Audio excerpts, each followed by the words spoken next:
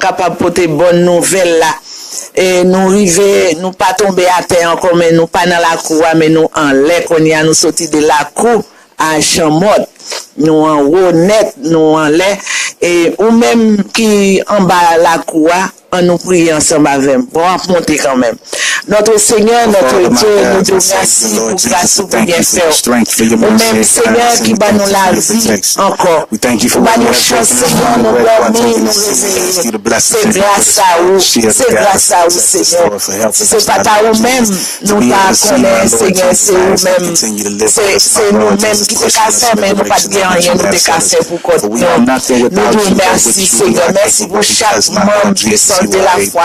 Merci pour chaque auditeur, Seigneur, capitaine, chaque famille, capitaine de nous dans le moment ça, Seigneur, qui toujours fou pour de nous, qui passionné de nous-mêmes pour des paroles. Nous demandons autant pour le Seigneur, on va faire grâce à nous-mêmes et à nous tous, l'autre capitaine de nous. Amen.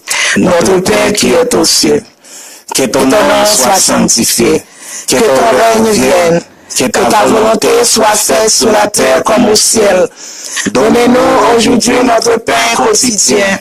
Pardonnez-nous nos offenses comme nous pardonnons à ceux qui nous ont offensés. Et ne nous soumets pas à la tentation, mais Seigneur, délivre-nous du mal. Car c'est à toi qu'appartiennent le règne, la puissance et la gloire au siècle des siècles. Non, nous prions Jésus. Non, Jésus.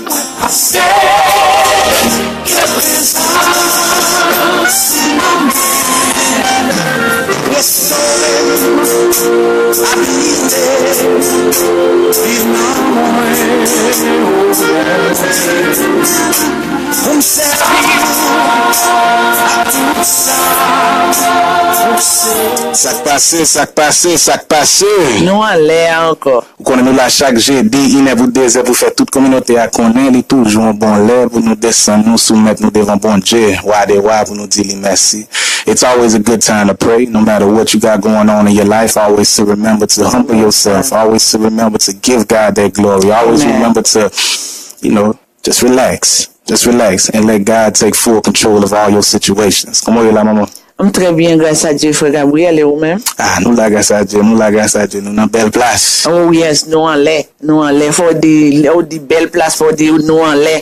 Bah, dans la cour, nous pas dans la cour encore, nous monter bien haut, et nous prier pour messieurs ça yo, pour direction radio, qui te mette tête, nous pas jamais fin prier pour yo. On a dit, bon, mon ça yo, été prier pour yo déjà. Qui pour nous pas jamais fin prier pour yo? Parce que yo faut mettre nous dans l'écran télévision. N'a continuer prier pour nous monter, pour nous aller, parce que côté nous coller avec yo, à côté yo lever pied yo, la monter. Parce que moi, monter là, et m'pas quitter à terre.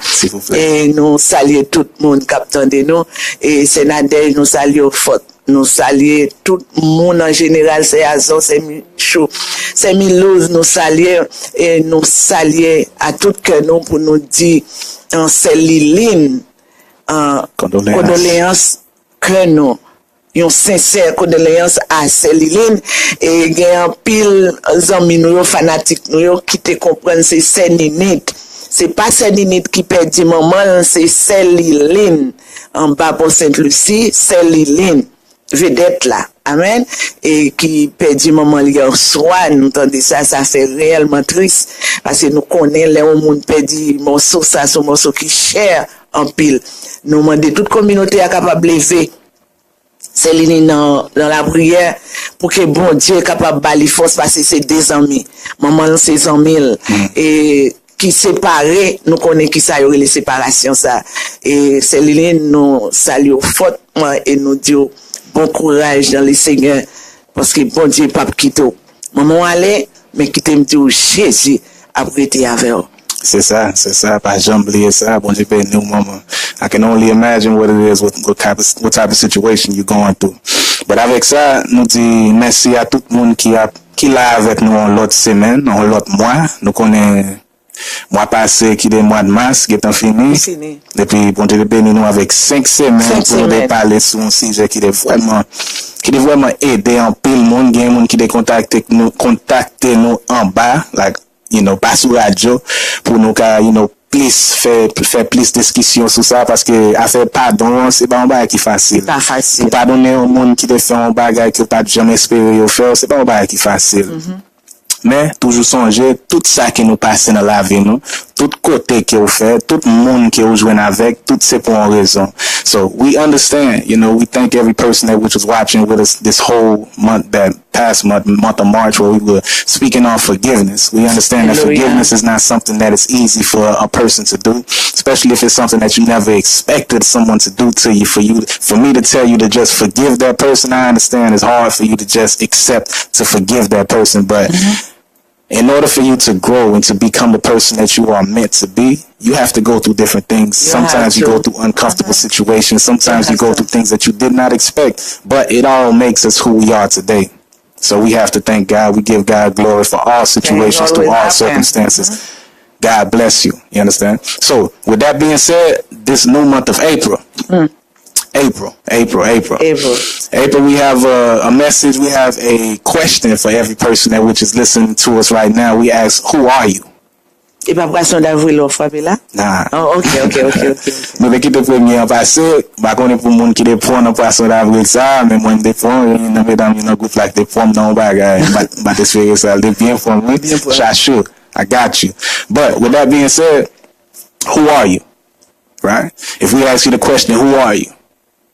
To understand who are you, have to understand who were you. You know, there was a point in your time where maybe you were a thief. You know, maybe in the point of your life that maybe you were somebody that cheated on their husband, cheated on their wife. Maybe you were a person that nobody respected. Maybe you were a person that was shy. Maybe you were this, maybe you were that. But at this point, after seeing all the things that which you have gone through in life, who are you? Oh my God. You know, who are you? Are you like Peter? Question. You know, are you like Peter that didn't know anything about the gospel? But Jesus came and pulled him from whatever he was doing and gave him something to do. Are you like Paul, which name was Saul? At a certain point, we all understand Saul was a person that was persecuting the church before he knew who he was. But once God let him know who he was, he became Paul. Are you like Jacob? You know, Jacob had to go through his struggles with God in order to become Israel. Who are you? You know, who are you? That is something that we have to ask ourselves in order to grow, in order to get to this position, in order to be able to understand our purpose in life. We have to fully understand who are we. Comment il va? Samedi sous ça. Samedi sous ça, frère Gabriel, et me sauter pour demander qui moun moyen.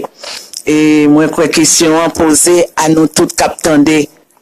Et pas seulement chrétiens, c'est pas seulement moun l'église, c'est pas seulement moun dans la rue, c'est pas seulement directeur, manager, c'est pas seulement pasteur, fidèle. Nous toutes, nous demandons, poser tête aux questions pour qu'on tout. Demander qui moun est. Et moi-même, pour me poser tête aux questions, qui moun est.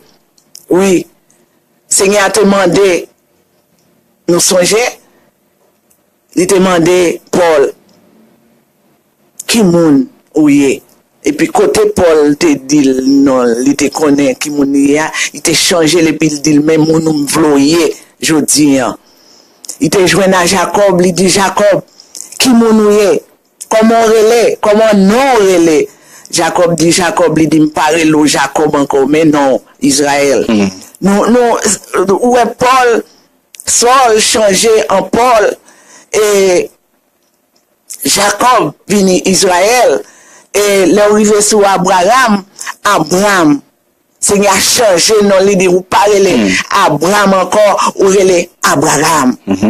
So c'est ça Seigneur a fait. Everything means something. Everything means something. Tout bagay signifie yon bagay, yon raison. Amen. Et l'on connaît qui mounouye, l'on fait Seigneur connaît qui mounouye, et puis tout de suite, on peut le connaître alors qui moun Seigneur vloye. C'est ça. So, nous parlons pas de yon chant, et puis nous parlons entrer dans la Bible, dans la parole de Dieu. Amen. So we're going to let the people listen to a song, and God bless every person that which is listening. If you're listening to us on the radio, 1600 AM, the Haitian Voice. If you're watching us on Facebook or YouTube, God bless you. Mais à moment ça, pour Dieu bénir nous, c'est puissance de la foi. Amen.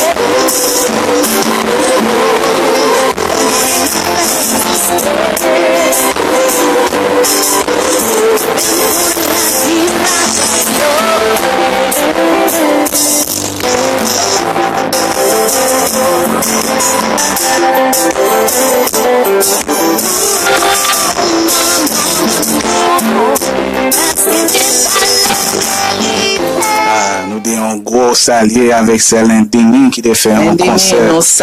Semaine passée, concert un pile monté là. Nous disons bon Dieu béni, Céline Dion qui a fait un gros travail dans la communauté. Oh yes, ça fait un gros travail. Et puis, pas oublier, Céline Dion dit non, l'enfer existe. Qui m'ouye? So, get on say with them right? There's a lot of people that go through certain situations, and it takes, it takes something, like, in order for you to realize who you are, right? Sometimes it takes somebody cheating on you to understand your value, right? Sometimes it takes somebody lying to you for you to understand, man, I shouldn't be going through these type of I shouldn't be going through these situations. Sometimes it takes you going to jail for you to fully grasp, like, man, I gotta stop doing a certain thing because, man, if I can't be having these people telling me when I gotta wake up, when I gotta go take a shower. Sometimes it takes you being kicked out of a church. You know, sometimes it takes you being kicked out of your house. Your parents kick you out of the house. Sometimes it takes a traumatic thing in order for you to understand, like, man, I can't be playing out here no more. Right? Hallelujah. Yes. It takes these things because a lot of us are hard-headed. Right? A lot of us are hard-headed. A lot of us, it takes a big punch. Some of us, we have to fall. That's true. You know what I'm saying? Sometimes you have to see yourself bleed in order to be like, man, I can't be playing no more.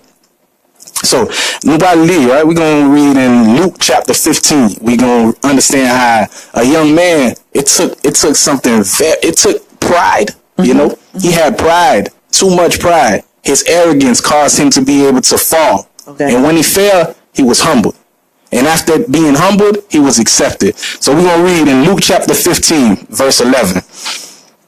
And he said, a certain man, Jesus was speaking a parable, had 2 sons. And the younger of them said to his father, Father, give me the portion of my goods that falleth to me. And he divided unto him his living. And not many days after, the younger son gathered all together and took his journey into a far country. There wasted his substance with riotous living. And when he had spent all, there arose a mighty famine in the land, and he began to be in want. And he went and joined himself to a citizen of that country, and he sent him into his fields to feed swine, that's pigs, and he would fain have filled his belly with husk that the swine did eat, and no man gave unto him. And when he came to himself, he said, how many hired servants of my father's have bread enough and to spare, and I perish with hunger? I will arise and go to my father, and I will say unto him, Father, I have sinned against heaven and against thee, and am not more worthy to be called thy son. Make me as one of your hired servants. And he arose and came to his father, but when he was yet a great way off, his father saw him and had compassion and ran and fell on him and kissed him. Yeah. So this young man had to go through something traumatic, you know. This young man had to understand that the way that he thought things were supposed to happen, and he just rushed the process. He didn't want to wait anymore. He didn't want to. He didn't want to be on his father's timing. He just wanted it to go off of his timing. You know, he didn't. He left home before even understanding who he was. Yes. So that's what we're trying to talk to y'all today. We're trying to ask you, who are you? You know, and if you don't know who you are yet, that's not a problem. There's nothing wrong with you not understanding your purpose in life. One day, you know, it took me until my 20s to understand that I have to work with youth. You know, and still to this day, who knows what magnitude of things God has prepared for me? I don't even know. No. So I'm gonna humble myself, and I'm gonna continue on this journey and let God take me where He's gonna take me. Yes. But this young man, it took his pride, you know. In this case, his pride actually helped him to the point that he left home with everything. He asked his father, man, everything that I'm supposed to have when you know, whether it's when you die or whatever time you were supposed to give it to him, man, just give me everything right now. I gotta go. He left. He got to a point that it was so bad he had to go and find a job because he spent everything that his father gave him. He spent it all because he didn't even know how to spend money. He didn't know how to budget money. You don't know that. Because every day he woke up in his father's house, he ate. Every day he woke up in his father's house, he had food ready for him. He had everything he needed when he was in his father's house. So he just thought life was going to be the same way, that easy. So he took all his money, probably took a few, you know, animals as well. But he ended up in a position where he had to sell everything because he left home. Yes. So in order for him to be able to survive, he had to go and find a job. And his job was feeding pigs in the mud, feeding pigs.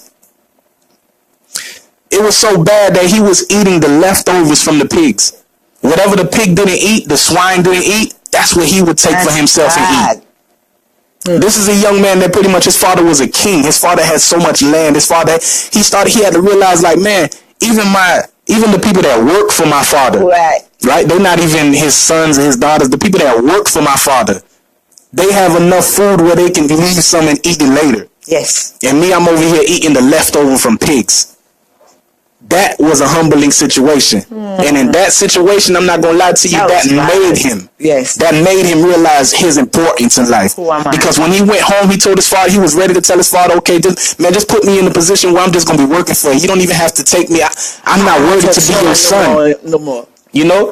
And his father seen him coming from afar off, not even at the door. His father seen him coming from a long way. He ran out and he hugged his son.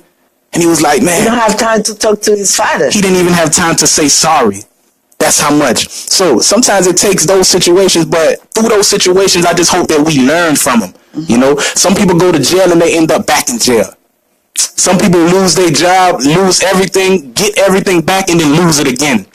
We have to learn how to learn from these situations. We have to learn from our mistakes. We have to learn from how we fall so that we don't fall again. That's the only way we grow. That's right. Luc chapitre 15, commence dans verset 11. Jésus dit encore, voilà, c'était un homme qui te gagne deux petits garçons, puis petit a dit papa, bon pam là, bon pam non bien nous yo, laisse ça papa séparer bien yo, by tout deux. Quelques jours après, petit garçon ramassé tout à fait, il parti, l'aller dans un pays bien loin. En temps là, il a récolte dans bamboche.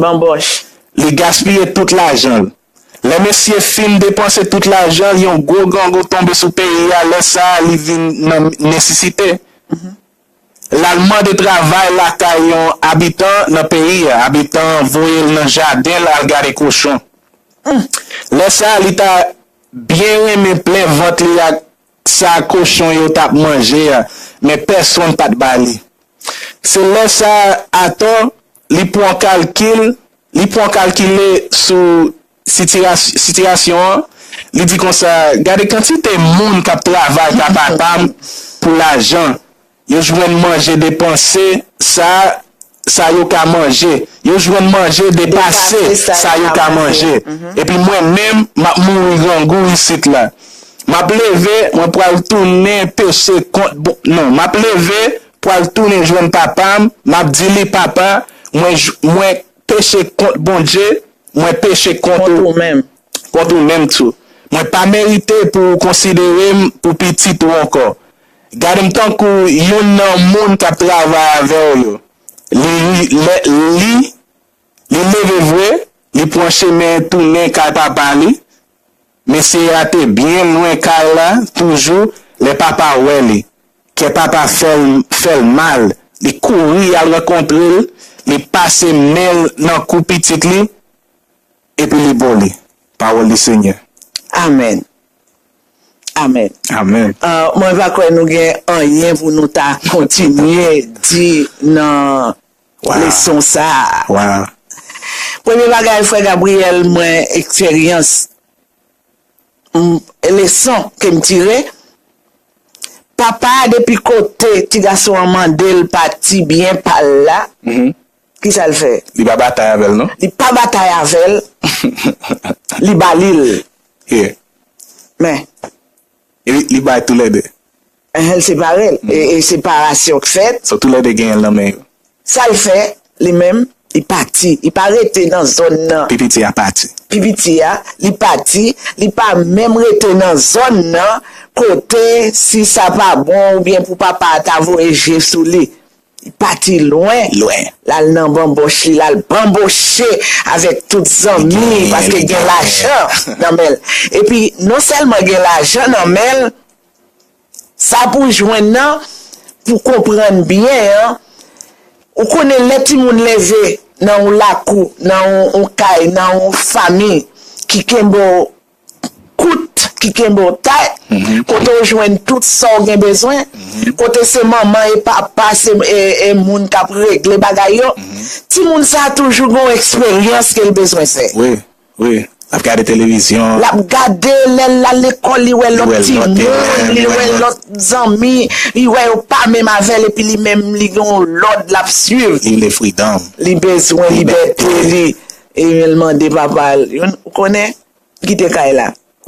M'aller moi même, mal mener vie pas pour compte moi, m capable à regarder et puis papa quitter l'aller. Mais depuis là papa quitter petit garçon aller que papa a raché. La petite nègre là pour même compte. La souffrir à cause absence petite lia. Yes. La prière qui est pour petit ça t'a tourné encore. Malgré le fin balle tout ça le besoin. Maintenant qu'elle li la petite nègre là arriver, la petite nègre là bien. Il a besoin pour le bien. Oui. Mais pendant ce temps le besoin le bien, il t'a remis ouais pour le bien. Pour aucun mal, pas de parents qui t'a remis wow, étant une jeune fille, jeune garçon, je dis, il t'a remis wow, pédi. Je ou frappé porte ou dit maman, on pas arrêter la caille encore, parce que ou kembe trop time, ou rentrer dans business moi, ou prendre comme petit monde, m'gen 19 ans, m'gen 20 ans, je dis en malais, qui t'aime dire? M'konnou fait un pile expérience déjà. Ou pile souffrance ou prend en absence maman. Malgré tout ça, maman attend nous tourner. Oh. Papa attend nous pour retourner pour venir ballon pour l'homme. Ou pas même get deal ou ça passe jeune homme là. Li mande pour le tourner, lui même prend décision pour le tourner. Pour le dire papa le prend pour rester avec la caille lui-même genre avec l'autre. Il vient calculer qui j'en reste avec. Qui j'en reste avec la caille bien. Comparé avec Jean qui est là. Les lui-même la passé la veiller mettre cochon yo pour prendre dans manger cochon qui dormi à terre cochon ou les sous lia pour le voir dans bouche li.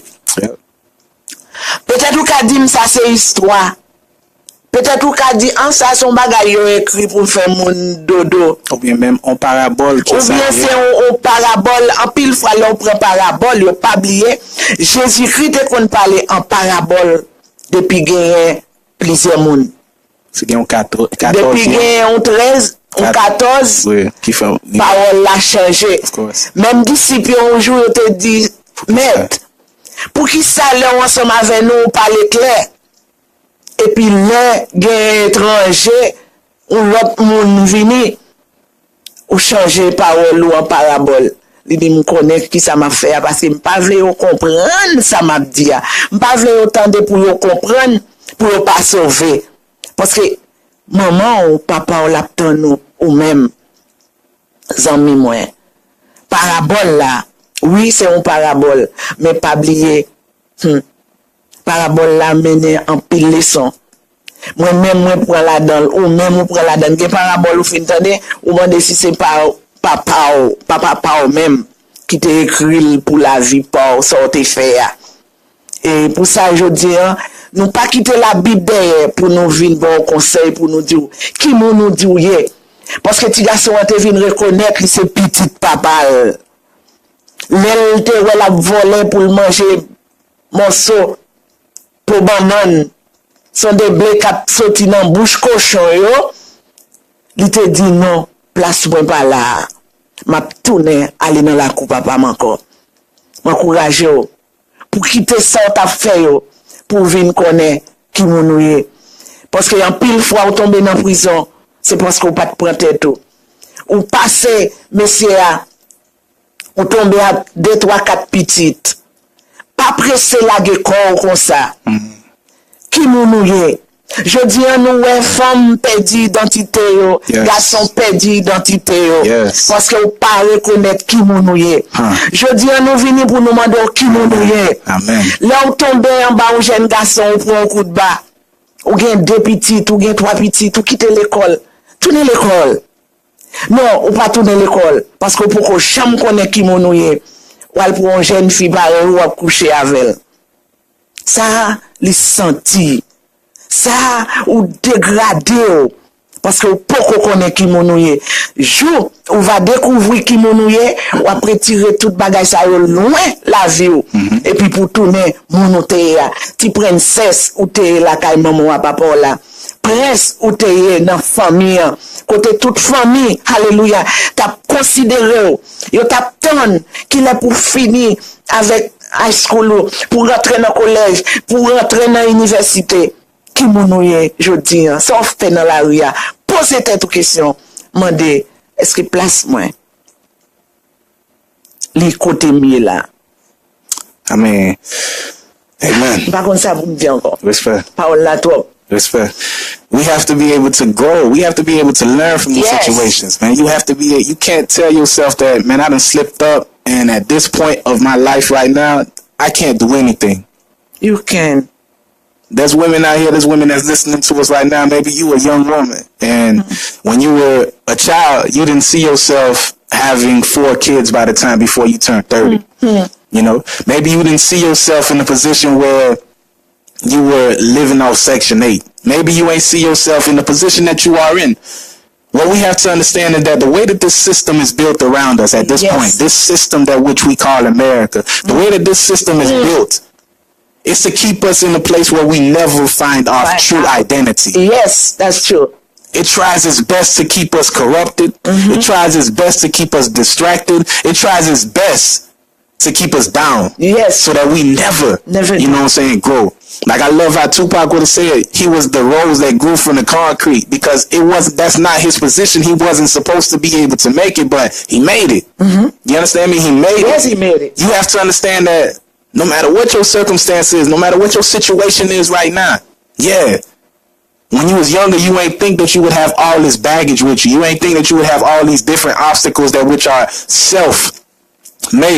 You understand me? You didn't see it. But now that it's here, it doesn't mean that you should change your path. Don't think about past. Don't tell yourself that you can't go back to school because you got too many kids. Don't tell yourself that you can't go back to school because you don't tell yourself that you can't open up a business. Don't tell yourself that you can't seek church.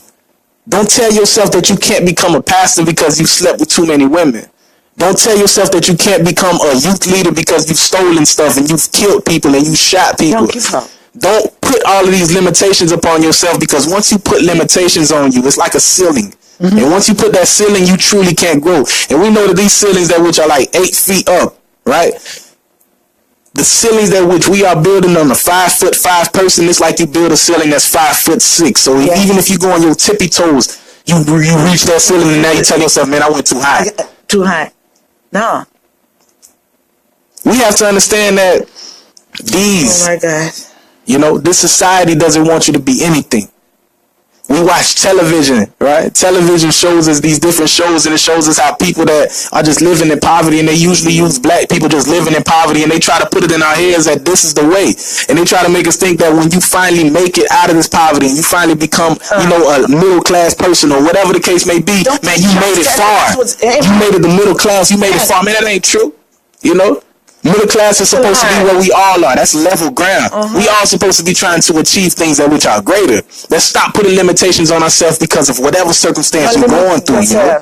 Don't limit yourself. In order for us to know who we are, we can't have no limitations. Yes. So, n'a pas moun tande yon l'autre chant, et puis nous allons continuer avec message ça. Retirez dans boîte là. Retirez dans boîte là. Qui moun nou ye? Hein?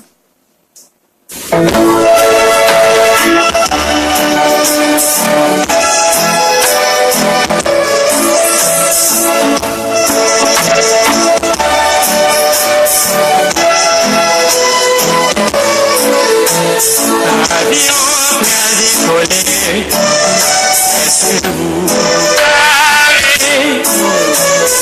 Est-ce que le ticket ou acheté pour aller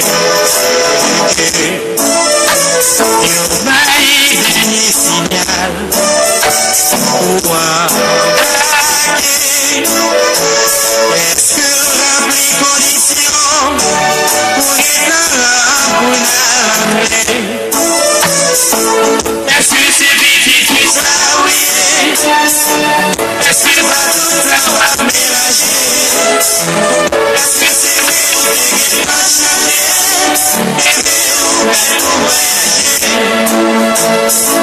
Est-ce que c'est vrai ou c'est vrai, mon Dieu? Est-ce que la vie jamais au début? Est-ce que c'est famille la vérité?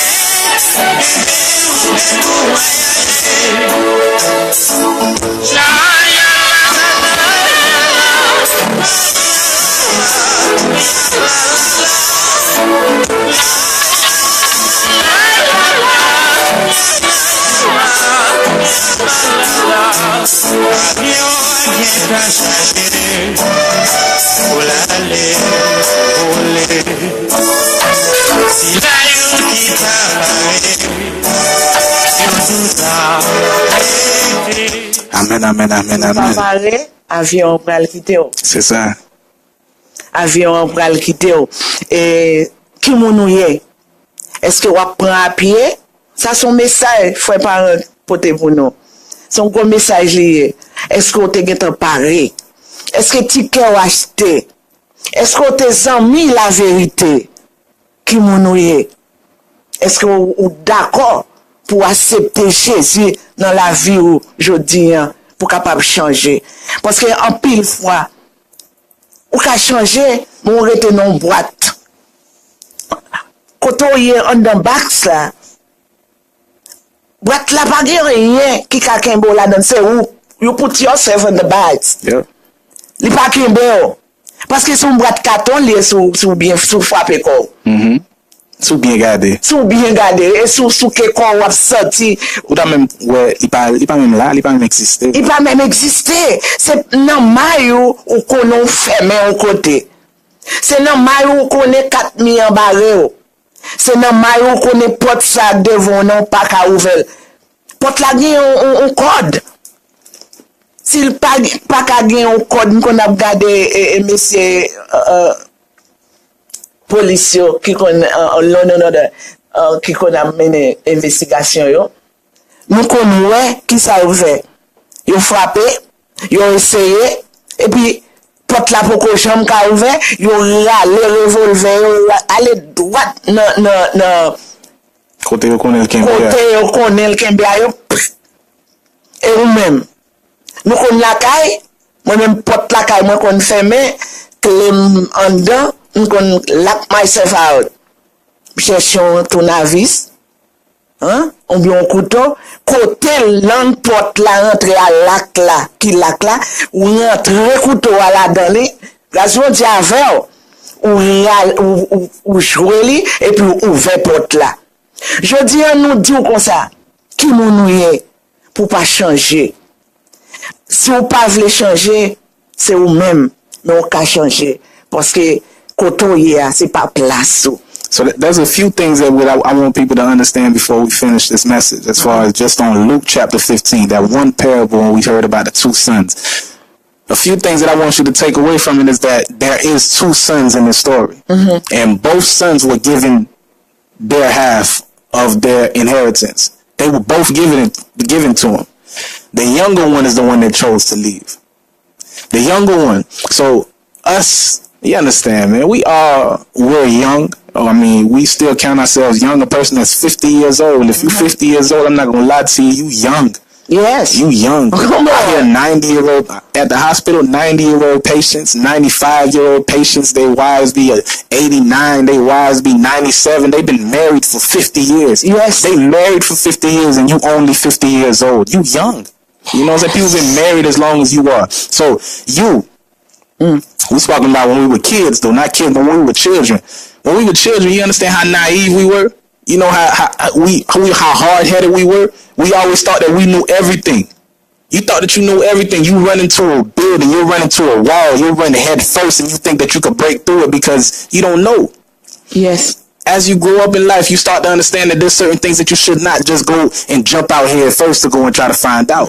You understand that you're supposed to thread your water. You're supposed to check to see if that water hot, check to see if that water cool, check to see how that water feel before you jump into that water. Amen. Find out how deep it is before you just dive into it. That comes with age. So this young man was blessed with everything. He had his full inheritance in his hand. And you know what he did with it? He went out and he spent one person that lived in his house that he probably grew up with, a friend of his. But other than that, he left and went to a far off country with people that do not know him. So as he went there, he was trying to prove himself to people that did not know him. And in trying to prove himself, he became something that he wasn't.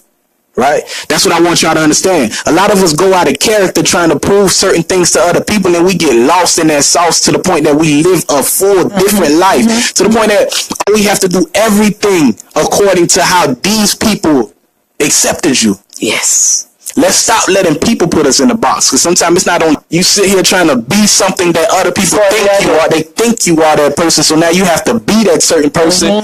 And in that, you thought that you were just going to taste a little bit. And you fell in it full. You know what I'm saying? You went on the deep end. You thought it was 3 feet, but you fell into the 10 foot. And now you stuck in a certain position. But have life. That means you have opportunity. Yes. Every second of the day. Yes. Is a way for you to go towards the direction that which God wants you to go. True. Don't ever leave your true identity in a box. You know who, like in your mind, your spirit, you know you're supposed to be this person, but because of your circumstance and your situation at this moment, you know you can't be that person. You can. Don't man, go wherever you put that little secret, wherever you go put that box, get it and put it upon yourself as a crown. Yes. And you walk around and be that person. Hallelujah. Be that person. You know what I'm saying? Build yourself up. Live on this foundation that God has set for us. And that's the only way that you can be yourself. Yes. Be yourself. C'est ça. Be yourself. Et tourner ou capable. Ou capable. Côté où mettez identité ou là. Côté où t'es tombé là. Côté où quitter tout monde ou t'es hier là. À terre. Ou bien dans mes groupes amis ou quitter là. Parce qu'en pile fois c'est monde. C'est ça où dit en frère Gabriel, c'est exactement, hein. En pile fois, c'est moun qui fait arriver dans la position où il n'y a pas où mettre tout. Dans le bras tout, il y a dans circonstance où vivre là. C'est un groupe d'amis, c'est un groupe d'amis. Et pas toujours c'est eux-mêmes. Mais c'est parce que vous laissez aller à amis, à petit, et pour perdre du mec. Parce que jeune homme, non, encore n'a dit qu'il était allé, qu'il était papa là. Il pas pour compte lui. Si était pour compte lui, il était l'argent, il était l'argent pour le vivre for life. Comment moi dit dans créole bomboche? Bomboche, prend tête lui. Qui ça bomboche? Ma va me donner mot ça. Oh, ma guetta explique lui. Les ou bombocher, c'est là où aller dans club avec amis ou tomber aller tout caché ou dans balle. Moi c'est gaspiller. C'est moi ça gaspiller. Mais qui ont gaspillé bomboche là? Et où gagne l'argent qu'on y propose gros bayo et où cap dépenser. It's on me. Everything it's on me. Okay, I I got you. I got you, man. I got you. I regret. I got you. You look at your wallet like, man, I spent all my money, I need to pay my bills yet. On veut toutes ces maintenant, on fait ça, tout le monde fait ça, et puis, qu'on y a qui ça devient river, ou pas qu'à payer rien tout. Obligé kick you out. Là, comme ça, il est pour les, you know, moun qui gère Kaila, landlord là, dans un club, semaine passée. Ou pas qu'à dire. Ça pas garder. Ou pas garder landlord là, ça? Non, landlord là pas gagner rien pour lui seulement balle comme. Ou pas garder un non fait à ça, non. Ça veut dire, ou qu'à gérer tête tout. C'est là où quitte ça, yo, et puis qu'on y a même pas qu'à sortir. Il y a un pile monde, frère Gabriel, qui tombe dans une série de problèmes, de circonstances. Yeah. C'est monde qui mettait là-dedans. Right. Zami. Nous quittons là, parce que nous avons tourné encore pour tout mois d'avril là. Et puis, au dernier parole, pour nous demander qui nous est, parce que pour aller sous Zami, pour clôturer sous Zami, c'est monde qui vous fréquentez avec. C'est ça, oui. Dis-le quoi pour y attendre. Moun nous fréquenter, c'est moun sa ouye. Et il y a un proverbe haïtien qui dit, dim qui moun nous fréquenter, ma di ou qui moun nous ye. So, ou de met, ou nan may nou met kon nou l'autre moun, ou même pas mentir. Si police pas arrête sous 10 nèg, on sel nèg gen aux âmes, pas mentir, tout poil en prison. On vole dans tout 10 moun. They not this year, ou met gen book bag sous door, you know. If you anywhere hanging out, police pull up. You can have a book bag full of Bibles. If they pull up on a group of young men and 2 of them got drugs, 1 of them got a gun, all y'all going to jail. All the time. Everybody going to jail. You going to be put in a position where you going to have to snitch, boy. If that ain't your life, you going to snitch. We've seen a lot of people snitch because of situations that they weren't ready for. So you got to be ready for these streets. So, nous voilà fini dans ça, et puis nous fait tout le monde songer, c'est puissance de la foi. Nous fait tout le monde songer que Pasteur Jonel, la caille Pasteur Jonel dans l'église, Pasteur Jonel dans l'ambassadeur de Christ, gagne un séminaire, séminaire qui a fait, un séminaire qui a fait pour toute semaine là, à soir tout, demain soir tout, nous attendons passer Marcel Vincent, gagne un réveil, semaine passée que prière, semaine ça, c'est réveil. L'autre semaine, l'autre dimanche qui a venu, passer Beauboin, a commencé en semaine encore. Une famille, un pile famille, un pile activité. So, cherche un côté à le visiter, les pasteurs pour faire, mais Pasteur Jonel, pour les pasteurs Jonel, nous connaissons Pasteur Jonel son homme de prière, nous les pasteurs Jonel dans qui numéro? 561 502 30 34. Nous venons courir, presque oublier, inviter mon yo relais dans puissance de la foi qui c'est ligne prière. Ligne prière nous fonctionne chaque jour, chaque matin, 5h du matin, pour 7h du matin, chaque jour. La puissance de la foi côtoyée en 319 527 20 D00D. Et puis nous avons Madame Pasteur Jonel Larose qui gagne Herbalife, qui gagne un pile gens pour les aider des gens qui a cherché traitement pour soit sick ou faire, soit fibrom, n'importe ça qui ou gagne un problème, c'est consultation. You know, n'importe ça ou besoin en femme comme garçon, relais Madame Pasteur Jonel Larose dans 561 319 38 24. C'est Dada. I miss you. Je laisse Dada dans 561 215 65 38. Faut Arnold qui peinture machine 561 541 76 41. William qui c'est un mécanique 561 502 94 55. Mita, cette âme-là, ma real sister, qui a un pile produit pour cheveux. Moun qui a suivi là dans Facebook, là, va voir Mita, il va écrire non produit dans Marilou Beauty, ou qu'à chercher dans Facebook, ou qu'à chercher dans Etsy, qui c'est etsy.com. N'importe côté, ou qu'à même les frères Gabriel, moi, m'a délivré le bas. Right? Le Mita pour qu'à modèle pour non, c'est Mita fait délivrer tout.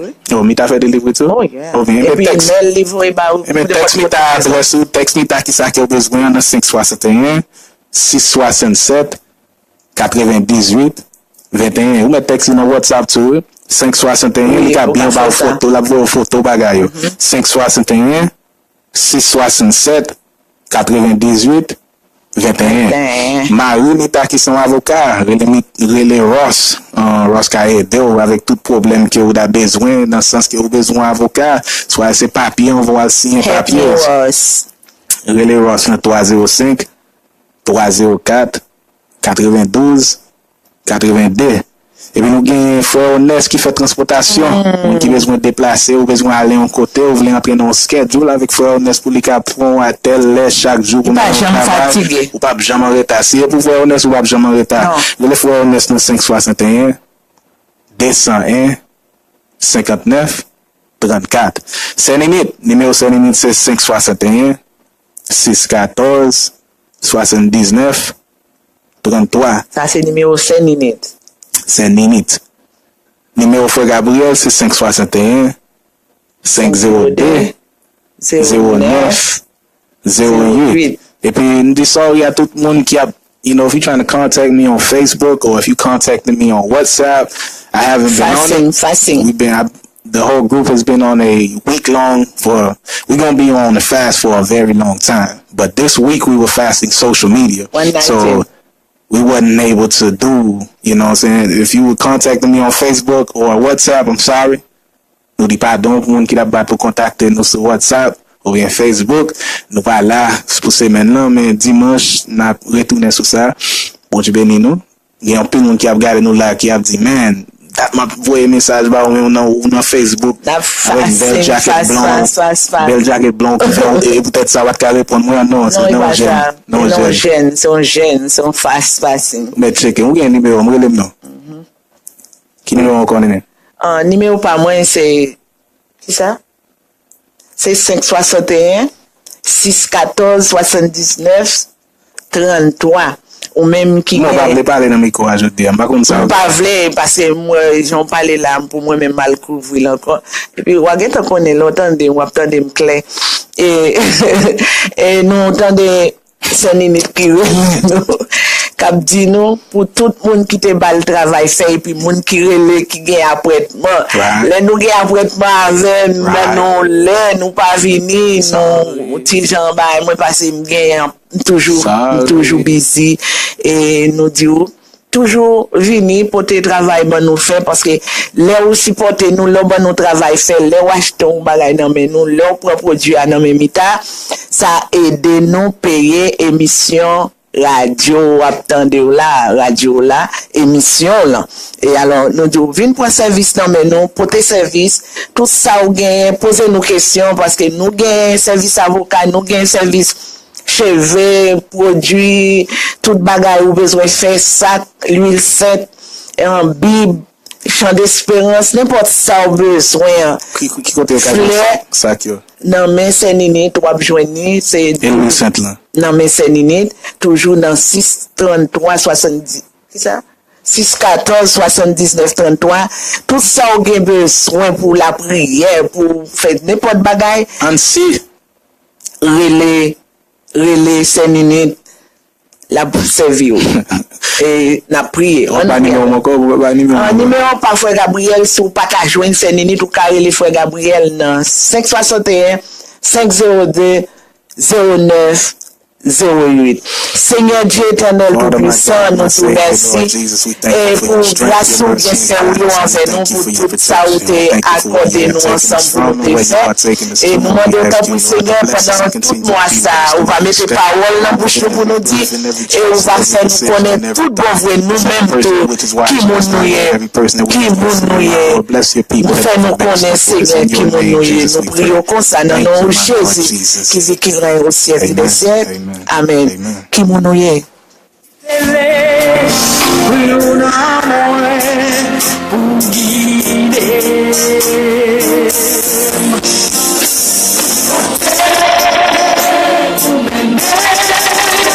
We sing